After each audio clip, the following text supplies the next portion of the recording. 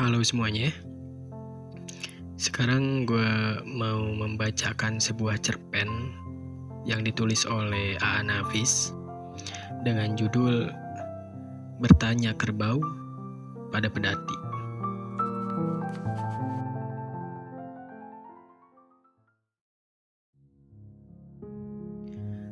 Kerbau pernah punya arti spesial dalam hidupku pada suatu masa. Tapi bukan karena jadi mitos dalam cerita Gintur Mato yang mengisahkan seekor kerbau keramat bernama Binuang, yang dalam telinganya bersarang lebah berbisa, yang bila dikehendaki Cindur Mato, lebah-lebah itu akan memantak penyamun yang menghadang perjalanannya. Bukan karena itu yang menyebabkan kerbau pernah punya arti spesial dalam hidupku. Bukan karena mitos lain yang mengisahkan kalah perangnya Panglima Jawa melawan Datuk Nan Baduo oleh sebab kalah taruhan adu kerbau. Taruhan mereka bukan main-main. Kalau Panglima Jawa menang, dia boleh menjajah negeri Datuk Nan Baduo. Tapi kalau kalah, dia harus angkat kaki dengan seluruh pasukannya. Dalam aduan itu, Panglima Jawa menampilkan kerbau yang berdepak panjang tanduknya. Karena saking besarnya, Datuk Nan Baduo menampilkan kerbau yang lagi syarat menyusu. Ketika aduan mulai, masing-masing kerbau dilepas ke tengah padang. Maka anak kerbau yang telah 3 hari tidak menyusu, serta-merta menyerbu ke kerampang kerbau besar itu untuk menyusu. Karena di moncong anak kerbau itu telah dipasang taji besar yang tajam sekali. Taurung, terbusai-busailah isi perut kerbau besar ditusuk-tusuk oleh taji itu. Setelah lari kemana-mana, akhirnya nafasnya habis bersama jiwanya yang melayang. Maka kalahlah taruhan Panglima Jawa. Tapi dia dan pasukannya tidak perlu kembali pulang dengan tangan hampa. Mereka boleh terus tinggal di Minangkabau dan berkawin dan beranak cucu di sana. Sedangkan Datuk Nan Baduo, yaitu Datuk Ketumanggungan dan Datuk Perpatih Nan Sebatang yang menang karena banyak akalnya, akhirnya menamakan negerinya dengan memakai peristiwa itu, yaitu Manangkabau, yang lambat laun menjadi Minangkabau. Dan semenjak itu, konon kerbau yang dalam bahasa setempat disebut kabau menjadi binatang yang dikeramatkan. Kepala kerbau Panglima Jawa itu ditanam di tanah sebagai penangkal agar Panglima Jawa yang lain tidak akan datang-datang lagi dengan maksud untuk menjarah. Kepala kerbau pun ditanam pada pangkal setiap bangunan agar bangunan itu selamat dari bencana, atau digantungkan di bagian rumah agar rumah itu selamat pula dari mara bahaya. Rumah gadang diberi atap melengkung seperti tanduk kerbau, dan penghuni rumah yang perempuan melipat selendang kebesarannya hingga berbentuk tanduk, dan selendang itu dinamakan Tengkuluk Tanduk. Bila terjadi musibah, misalnya melanggar pantang adat, si pelanggar didenda dengan sebuah kepala kerbau, atau menjamu orang sebagai tanda tobat dengan menyembelih seekor kerbau. Untuk kenduri sebuah pesta besar, misalnya menobatkan penghulu, perlu seekor kerbau direbahkan dan dagingnya dilapah.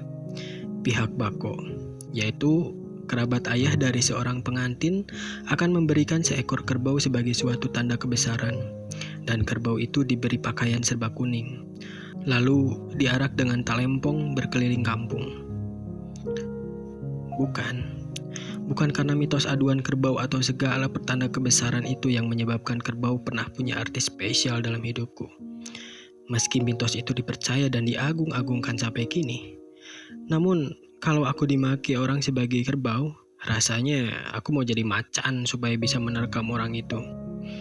Berbeda dengan mitos, binatang kerbau dipandang sebagai binatang bodoh, binatang yang rendah mutunya, meski tenaganya kuat untuk membajak dan menarik pedati.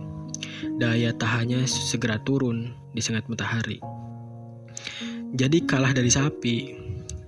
Istri-istri lebih suka menggulai daging sapi ketimbang daging kerbau untuk suami tersayang. Dan restoran akan segera bangkrut kalau menggunakan daging kerbau. Dan kulit kerbau tidak dipakai untuk sepatu, selain untuk solnya. Dan kalau dibuat kerupuk, tak laku lah dijual. Namun susunya Allahu Robbi enaknya. Apalagi kalau diberi bertangguli gula aren. Dadih namanya. Bukan karena itu yang menyebabkan kerbau pernah punya arti spesial dalam hidupku. Arti spesial kerbau dalam hidupku karena kerbau itu sering lalu lintas di hadapan mataku. Waktu itu masa perang kemerdekaan. Ayahku membuka warung sebagai pengganti lapangan hidup yang selama ini tidak menolong lagi. Letak warung ayah di tepi jalan raya di pendakian yang panjang, persis di pinggang pendakian itu. Setiap pagi dan sore, bila aku tak punya urusan, aku ikut membantu ayah di warung, membersih-bersih dan membungkus-bungkus jualan. Biasanya aku suka mengerjakan di teras, supaya sambil kerja, mataku bisa berliar-liar melihat orang lalu lalang di jalan raya. Tentu saja, sebagai orang muda, yang paling menarik mataku adalah melihat anak-anak gadis. Apalagi anak gadis di kotaku banyak yang cantik-cantik. Namun akhirnya yang paling menggoda pikiranku ialah pedati dan kerbau yang lewat. Dalam perang kemerdekaan, pedati menjadi alat transport yang vital.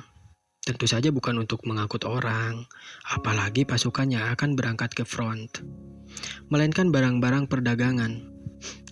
Umumnya, pedati itu milik penduduk pesisir. Maka dari tempat asalnya, mereka mengangkut kelapa, minyak goreng, garam, sabun, yang sodanya dari abu pelepah kelapa, atap daun rumbia, dan arang batok.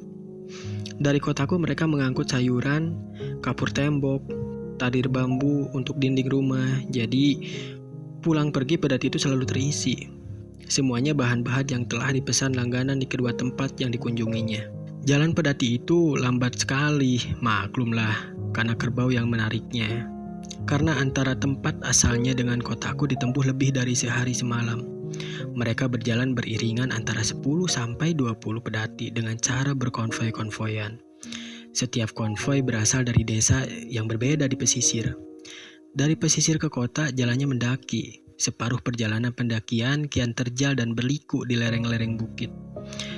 Pendakian panjang dan paling terjal di lembah Anai. Para kusir yang di kota kami sebut tukang pedati menggiring pedatinya dengan ekstra berat. Roda-roda pedati dibantu berputar oleh rekan-rekannya secara bergantian di tempat berhentian yang berjarak 3-4 jam perjalanan. Kerbau dilepaskan dari kalarnya untuk makan dan memamah biak, terutama di waktu matahari terik. Masa istirahatnya lebih panjang. Di tempat perhentian itu selalu ada lepau, tapi perhentian yang disukai, yaitu halamannya yang sejuk. Bukan hanya terlindung dari sinar matahari, juga oleh karena tanahnya yang lembab. Dan biasanya, perhentian itu selalu di dekat air mengalir. Oleh karena perjalanan pulang pergi yang dibutuhkan sampai 3 atau 4 hari, tukang pedati itu ada kalanya membawa istrinya ikut. Tapi biasanya yang dibawa ialah istri muda yang baru dinikahi. Jadinya perjalanan itu semacam perjalanan bulan madu mereka. Jika istrinya ikut, langkan pedati yang biasanya digunakan sebagai tempat duduk atau tidur selama perjalanan itu dihiasi dengan kain seperti gorden yang norak warnanya. Kasur dan bantal pun dibawa. Alas dan sarungnya dari kain berwarna yang disuji dan bunga-bungaan motifnya. Tapi sarung bantal biasanya diberi rendak pula, maka jadilah langkan pedati itu serupa ranjang tidur pengantin. Aku tidak tahu bagaimana romantisnya pasangan pengantin baru itu di atas pedatinya. Dan juga aku tidak tahu bagaimana meriahnya suasana konvoi itu. Namun aku tidak bisa menghayalkan macam-macam. Setidaknya peristiwa itu tentulah akan merangsang hati tukang pedati lainnya untuk menikah lagi dengan seorang gadis atau janda muda. Tak jarang aku lihat di setiap konvoi yang lewat, di depan warung ayah, ada perempuan seperti itu. Biasanya bibir perempuan itu merah oleh sirih, semerah kukunya yang kena inai, sebagai pertanda pengantin baru. Tontonan seperti itu bisa menarik kesimpulan dalam khayalku, bahwa tukang pedati termasuk favorit juga di kampung asal masing-masing pada masa itu. Konvoi pedati dari pesisir lewat di depan warung ayah selalu pada waktu yang tetap, sore, sehari sebelum hari pasar atau pada hari pasar. Kembalinya sore pada hari pasar atau pagi sehari sesudah pasar. Hari pasar di kotaku 2 kali seminggu, Senin dan Jumat. Jadinya pedati yang tiba sore, kembalinya besok pagi. Yang tiba pagi, kembalinya sorenya. Dan setiap lewat, bagaimanapun mataku terpaksa menyangkut pada kerenah tukang pedati, kerbaunya, dan juga pedati itu sendiri. Tipe tukang pedati itu khas, wajahnya ada yang klimis, tapi ada juga yang kumisnya panjang. Di kepalanya selalu tertutup topi sebo, yang terbikin dari kain bulu tebal, seperti topi pemain ski es, yang bisa digulung ke atas dan dilepaskan ke bawah sehingga bisa menutup seluruh kepala dengan hanya matanya saja yang terbuka. Wajah mereka seperti beringas kelihatannya. Setidak-tidaknya, bila lewat di depan warung ayah, pakaiannya model baju Cina dan celananya gelemblong seperti celana pemain silat. Dan ikat pinggangnya lebar dan bersaku-saku. Dan setiap saku punya tutup yang berkancing jepit. Kakinya beralas dari bahan-bahan mobil bekas dan diikat dengan karet ban dalam. Muatan pedati itu biasanya syarat, kadang-kadang melebihi ruang badannya, sehingga bagian atapnya dijungkangkan seperti kap mobil yang dibuka ketika kerusakan mesin. Tapi biasanya bermuatan ringan seperti membawa atap daun rumbia. Dan pada umumnya setiap pedati dari pesisir membawa atap rumbia sebagai beban tambahan, ditambatkan di langkan belakangnya. Ada kalanya juga di langkan belakang ditambatkan sedrum minyak kelapa, dan apabila di langkan belakang ditambatkan sedrum minyak kelapa, maka pada setiap pendakian, tukang pedati itu akan duduk di bum pedati, yaitu pada kayu panjang yang jadi centelan di duduk kerbau. Maksudnya duduk di situ ialah untuk menjaga keseimbangan berat di jalan yang mendaki. Setiap datang dari pesisir, setiap pedati akan berhenti beberapa saat di depan warung ayah. Bukan untuk beristirahat atau tukang pedati itu mau membeli sesuatu di warung ayah. Bukan itu alasannya. Kerbau itu berhenti karena mau buang kotoran, alias berak. Sebaliknya, bila mereka pulang ke pesisir, mereka lewat saja dengan tenang-tenang. Tapi sambil jalan, kerbau itu terkencing-kencing. Perilaku itu membedakan kerbau dengan kuda. Kuda berak bisa waktu berlari, tapi harus berdiri kalau kencing. Berak dan kencing selalu saja di depan warung ayah. Ketika aku sedang membantu membersih-bersih atau membungkus-bungkus jualan, jadinya kerbau-kerbau itu selalu melakukannya di depan hidungku. Dan karenanya hidungku lah yang paling sering diterpa baunya. Sungguh aku begitu dongkol, karena mereka harus selalu melakukannya di depan warung ayah. Apakah tidak ada tempat lain yang sepi? Apakah itu maunya tukang pedati? Kalau maunya, tentang persoalan apa mereka tidak menyukai kami, sehingga binatangnya harus membuang kotoran di situ. Padahal kami tidak pernah mengganggu mereka yang lewat. Beruntunglah kotaku kota penghujan, sehingga kotoran dan bau yang ditinggalkan kerbau-kerbau itu dibersihkan secara alamiah saja. Tapi kalau tidak musim penghujan, setidaknya kotoran kerbau itu sering menimbulkan kecelakaan yang menyakitkan bagi yang terkena, tapi menimbulkan tawa bagi yang melihatnya. Peristiwa kecelakaan itu terjadi semalam. Sejak zaman pendudukan Jepang, jalan-jalan di kotaku sudah terbiasa tergelap-gelap di malam hari, karena listrik tidak dinyalakan di tiang-tiangnya. Baik karena kekurangan setrum atau karena bolanya tidak dapat diganti kalau sudah putus atau dicuri orang. Maklumlah dalam zaman Jepang, bentuk kecelakaan itu lazimnya onggokan berak kerbau itu ibarat ranjau darat di tengah jalan, sehingga sering bertabrakan dengan kaki orang yang lewat. Dan selalu saja ada teriakan kalau kecelakaan itu terjadi. Tentu saja gaya teriakan itu bermacam-macam. Bayangkan kalau kecelakaan itu menimpa perjaka yang mau bertandang ke rumah pacarnya, atau sepasang anak muda yang baru akan keluar malam. Aku dongkol bukan karena kecelakaan itu, melainkan kenapa justru di depan warung ayah kerbau-kerbau itu memilih tempat jadi kakusnya. Sekali aku ikut membantu tukang gerobak mengunggah barang-barang yang baru dibeli ibu. Sekarung beras aku gotong berdua dengan tukang gerobak itu. Bukan main beratnya, sehingga aku seperti orang mengejan berak. Nafasku pun ngos-ngosan, bahkan masih ngos-ngosan setelah beras itu ditaruh di tempatnya. Dalam terkapar duduk di bangku untuk meredakan ngos-ngosan nafasku, aku ingat ngos-ngosan kerbau yang lewat di depan warung ayah. Aku pikir berat beras yang aku gotong berdua tentulah sama kualitasnya dengan muatan pedati itu. Bahkan mungkin lebih berat lagi. Kalau aku hanya sampai mengejan berak tapi tak pernah keluar, kerbau-kerbau itu sampai mengeluarkan berak, maka pastilah muatan yang sangat berat itu berganda beratnya di jalan pendakian.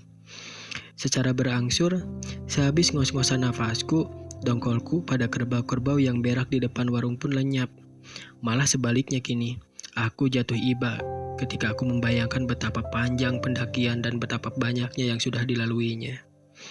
Setiap konvoi pedati itu datang dan pergi, terberak-berak dan terkencing-kencing di depan warung ayah. Aku kian merasakan penderitaan binatang itu. Kepalanya tak terangkat hingga moncongnya hampir menyentuh aspal jalan yang telah banyak terkelupas itu. Nafasnya berdengus-dengus menanjaki pendakian yang panjang, dan ketika berhenti tepat di depan warung ayah, aku melihat matanya yang memerah seperti urat-urat darahnya yang mau memecah, dan liar, seperti mencari-cari cara bisa melepaskan kalar kayu yang menekan pundaknya.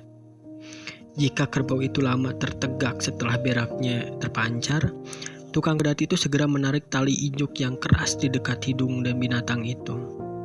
Mungkin karena sakit di hidung itu, dia meneruskan perjalanannya lagi menarik pedati yang syarat beban itu. Mengapa dia tidak membiarkan kerbau itu berhenti sejenak lagi, supaya tenaganya pulih untuk melewati pendakian yang masih panjang? Tanya hatiku. Kadang-kadang hatiku menyoal, kenapa tukang pedati itu tidak mengurangkan barang sedikit agar barang bebannya berkurang? Karena serakah, teriak hatiku gemas. Bila aku melihat seorang perempuan muda duduk berjuntai-juntai di langkan pedati, di bawah tirai kain yang norak warnanya, dan merekahkan senyum di bibirnya yang merah karena sirih, sambil melirik aku dengan matanya yang jeli, tidak lagi membangkitkan rasa senang di hatiku. Aku lebih tertarik pada mata kerbau yang merah urat-urat darahnya, liar pandangannya, hidungnya yang mendengus-dengus karena nafasnya yang ngos-ngosan, serta pada buih kental yang mengalir dari mulutnya. Hatiku iba setiap memandang kerbau-kerbau yang lewat itu. Dalam hayalku, andai kata tidak ada ampas makanan yang dikeluarkannya dari duburnya, tentulah ususnya yang akan keluar waktu menarik pedati yang syarat beban di pendakian yang panjang ini. Aku kira aku tidak bisa menghindar lagi agar tidak melihat kesengsaraan binatang itu. Tidak pula aku bisa menghindar untuk tidak melihatnya lewat. Akan tetapi bila aku punya kesibukan lain dan tak dapat membantu ayah seperti biasanya, serasa ada sesuatu yang kurang dalam diriku. Oleh karena tidak bisa melihat kerbau itu dengan segala penderitaannya. Seperti telah ada kontak batin antara aku dan mereka. Dan bahkan seperti aku dapat membaca pikirannya, kalau mereka punya melalui matanya yang memandang padaku. Sekali senja ketika konvoi itu lewat lagi di depan warung ayah, selagi aku mengerjakan pekerjaan rutinku membantu ayah, aku seperti mendengar kerbau itu berkata-kata. Tak jelas apa yang dikatakannya, namun lambat laun memperhatikan mereka lewat apa yang dikatakannya makin jelas, yaitu suatu pertanyaan yang sama oleh setiap kerbau yang lagi menarik pedati di pendakian yang panjang itu. Pertanyaan yang sama ke arah yang sama, tapi tak ada pertanyaan itu yang terjawab. Pertanyaan itu selalu terdengar setelah kerbau itu memancarkan beraknya di depanku. Wahai pedati, masih panjangkah pendakian ini? Memang tak ada jawab, karena tempat bertanya benda mati yang telah ditunggangi dan dibentuk menurut pola-pola yang tetap. Ya, senantiasa tak ada jawaban. Dan selamanya pertanyaan itu tidak akan mendapat jawaban. Sesungguhnya aku bisa menjawabnya, tapi apakah bahasaku mereka pahami? Sudah pasti tidak bisa. Akan tetapi karena pertanyaan itu terus dimajukan kepada pedati setiap habis berak di depanku, menyebabkan aku gemas kepada pedati itu. Jawablah, kataku. Tapi pedati itu tak hendak menjawabnya. Karena setiap konvoi itu lewat dan peristiwa yang sama berlanjut terus, saudaraku pun selalu menyuruh pedati itu menjawab, malah dengan bentakan. Akhirnya aku dengar juga suara pedati itu. Tapi dia pun bertanya kepada muatan, wahai muatan, kerbau bertanya, masih panjangkah pendakian ini? Tentu saja muatan tidak bisa menjawab sebab mereka bukan pedati dan juga bukan kerbau. Tapi kebisuan itu membuat aku gundah juga pada muatan. Lalu aku berteriak padanya, karena setiap muatan dalam setiap pedati selalu saja membisu. Jawablah, kataku membentak juga. Karena berulang-ulang berlalu setiap mereka lewat, aku membentak muatan bila kerbau bertanya kepada pedati dan pedati bertanya kepada muatan. Aku dengar juga muatan itu bertanya pada tukang pedati. "Wahai tukang pedati," kerbau bertanya, "masih panjangkah pendakian ini?" Akan tetapi tukang pedati itu seperti bertelinga badak. Dia tak peduli sama sekali. Konvoi pedati itu lewat, pertanyaan itu terus lewat. Hari-hari pun lewat dan tukang pedati itu tidak pernah menjawab. Aku kini naik pitam lalu aku membentak, "Jawablah." Aku lakukan berulang-ulang setiap mereka lewat, setiap pertanyaan beranting disampaikan. Maka akhirnya karena kerbau nyinyir bertanya kepada pedati, pedati nyinyir melanjutkan kepada muatan, dan muatan nyinyir pula meneruskan kepada tukang pedati. Dan aku terus-menerus membentak, menyuruh tukang pedati menjawab. Akhirnya aku dengar tukang pedati itu berkata, "Hus, kau nyinyir amat. Kalau sedang di atas diam-diam sajalah, kan bukan kau yang payah." Aku marah mendengar jawaban itu, tapi muatan itu begitu tololnya sama dengan pedati. Karena apa jawaban tukang pedati itu disampaikan persis. Dan ketika jawaban itu sampai ke kerbau, kerbau memandang dengan sinar mata yang sulit aku baca. Zaman itu zaman revolusi, zaman perang kemerdekaan, di mana emosiku terlibat. Maka tidak ada suatu alternatif lain dalam pikiranku bahwa hanya pemberontaklah yang akan dapat mengganti siksaan. Demi melihat kerbau itu begitu tersiksanya, dengan marah aku berteriak, "Kalau kau manusia, berontaklah." Tapi kerbau itu berjalan terus setelah dipukul-pukul di bagian pantat dengan cemeti. Namun kemudian aku baru sadar bahwa teriakanku salah alamat, karena kerbau itu bukan manusia, melainkan kerbau. Mestinya yang kuteriakan, "Kalau kau kerbau, berontaklah." Pada hari yang lain keadaan yang sama terjadi lagi, malahan lebih parah. Pedati yang begitu berat muatannya betul-betul tak mampu dihela kerbau itu pada pendakian yang panjang di depan warung ayah. 2 orang tukang pedati membantu mendorong jari-jari roda. Tukang pedati yang lain duduk di kayu bum dekat tengkuk kerbau itu untuk memelihara keseimbangan, sehingga kepala kerbau itu kian tertekur dan mulutnya nyaris menyentuh aspal. Busa dari mulutnya meleleh jatuh dan dengusannya menyentak-nyentak sampai ke jantungku. Sedang pemiliknya melucut pantat kerbau itu terus dengan berang. Padahal kalau tukang pedati itu punya perasaan kemanusiaan, sedikit saja sudah cukup. Dia tak perlu sampai menyiksa demikian rupa. Dia turunkan saja drum minyak kelapa di emperan belakang, segalanya akan beres. Tapi dia lebih suka menyiksa binatang yang bodoh itu daripada payah-payah membongkar drum itu.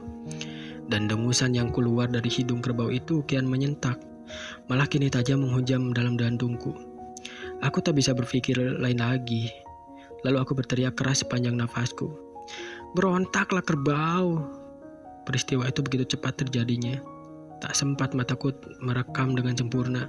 Kerbau itu terlepas dari kungkungan di lehernya.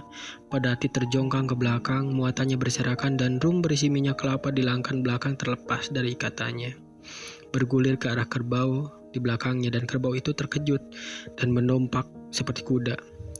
Rotan yang dianyam menyangga lehernya terlepas, dan kerbau itu pun lari pula menyebar ke arah kerbau yang pertama lari. Dan peristiwa itu berantai terjadi pada semua pedati di pendakian itu, sehingga sebagian jalan pendakian itu penuh oleh barang-barang berserakan dari pedati yang berjongkangan. Bahkan seorang istri muda yang baru menikah, yang bibirnya merah oleh sirih, semerah kukunya yang berinai, menjerit-jerit di kolong pedati yang terjongkang itu. Namun suaminya yang telah membelainya penuh nafsu di atas pedati sambil berjalan semalam, pergi memburu kerbaunya yang berontak. Mungkin jadi dalam pikiran tukang pedati itu menangkap kerbau yang berontak lebih menjamin kelangsungan hidup, sedang istri muda yang ditimpa bencana akan mudah dicari penggantinya. Selesai.